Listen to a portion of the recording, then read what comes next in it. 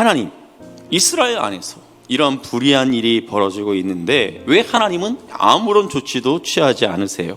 이렇게 항변하는 하박국 선지자에게 하나님께서 뭐라고 말씀하셨습니까? 그래, 내가 악한 갈대아 사람들, 저 바벨론 사람들을 끌어들여서 너희 그 이스라엘 족속들을, 너희 그 유다를 내가 손봐줄 거야. 자, 이 말에 하박국 선지자가 놀라서 다시 하나님께 따지듯 묻죠. 악인이 자기보다 의로운 사람을 삼키는데도 잠잠하시렵니까? 과연 이렇게 하시는 하나님의 처사가 옳습니까?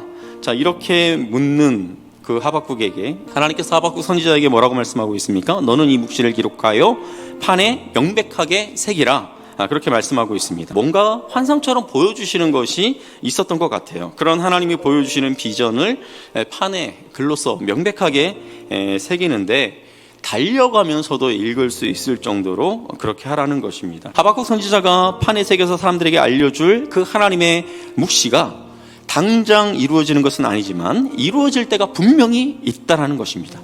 왜 아직 그 일이 이루어지지 않지? 이렇게 생각할 만큼 그 때가 더디게 오는 것처럼 느껴질지라도 반드시 이루어질 것이니까 기다리라는 거예요. 그 때를. 의인은 믿음으로 말미암아 살리라. 마음이 교만하고 정직하지 못한 바벨론은 결국 멸망하게 될 것이지만 하나님의 백성들인 너희 의로운 자들은 너희들이 가지고 있는 그 믿음으로 말미암아 구원을 받게 될 것이다. 이렇게 말씀하고 있는 거예요.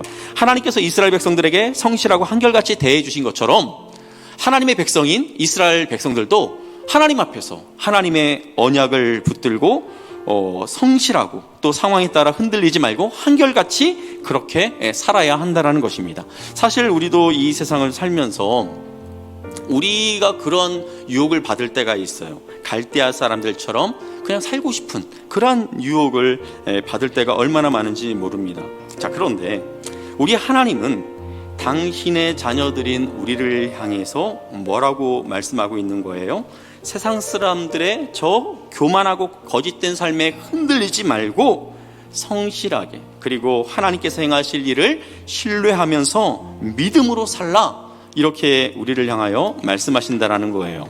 믿음으로 살지 못하고 뒷걸음질 치면서 물러가면 마음이 기쁘지 않으시세요. 성도들이 이 땅을 살 때 왜 어려움이 없겠습니까? 하나님의 자녀이지만 이해가 되지 않는 그러한 일들이 우리에게도 종종 일어나죠.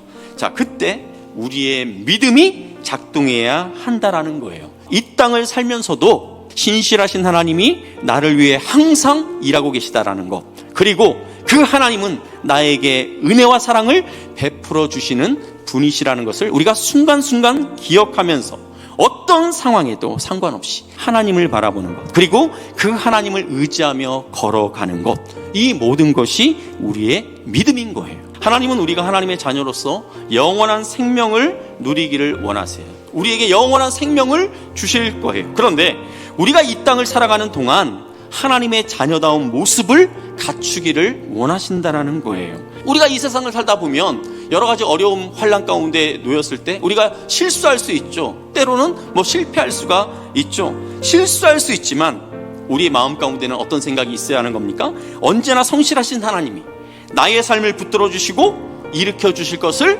믿고 부딪혀 보라는 거예요. 사랑하는 성도 여러분, 믿음의 사람으로 이 세상을 살아갈 때 이런 여러 가지 고난이 우리에게 있을 수 있어요. 그런데 하나님은 우리가 이 고난을 그냥 지나쳐 버리기를 원치 않으세요. 믿음으로 그 고난에 맞서기를 원하신다라는 거예요. 우리 주님은 우리가 이 고난이라는 이 약을 통해서 우리 안에 있는 교만, 우리 안에 있는 그 거짓됨에서 우리가 깨어나기를 원하신다라는 거예요. 뒤로 물러가면 내 마음이 그를 기뻐하지 아니하리라. 고난을 피하지 말고 맞붙어 보라는 이 주님의 말씀을 우리가 기억하면서 고난이 찾아올 때 우리의 믿음에 시동을 걸고 모든 상황을 당당하게 맞서는 저와 여러분이 될 수 있기를 예수님의 이름으로 축복합니다.